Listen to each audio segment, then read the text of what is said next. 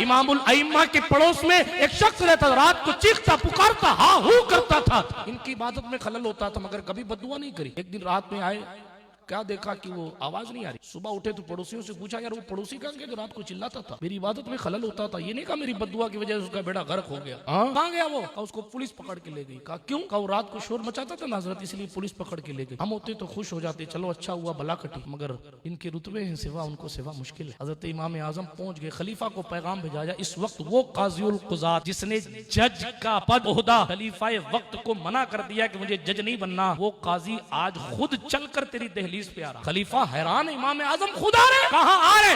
कहा फिर सारे दरबार को खड़ा किया, कहा कालीन बिछाओ दूर तक जो उस दौर में मैसर थी, और सुनो इमाम, ये उलमा की इज्जत थी, इमाम आजम को सवारी से न उतरने देना, उनकी लगाम को पकड़ के मेरे दरबार के दरवाजे तक लेके आना।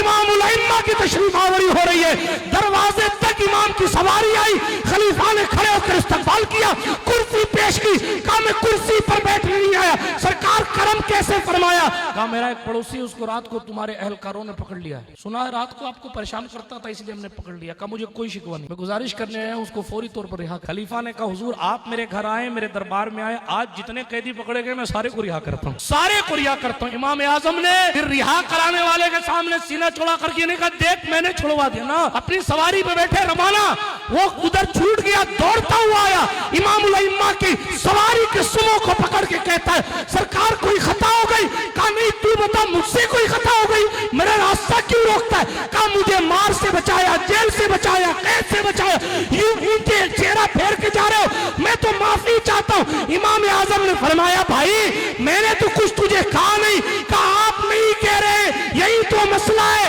आपको जाने नहीं दूंगा जब तक कि दुआ करके मेरे दिल को पाक नहीं कर देते। आइए कलमा पढ़ता हूं और मेरे लिए दुआ करें।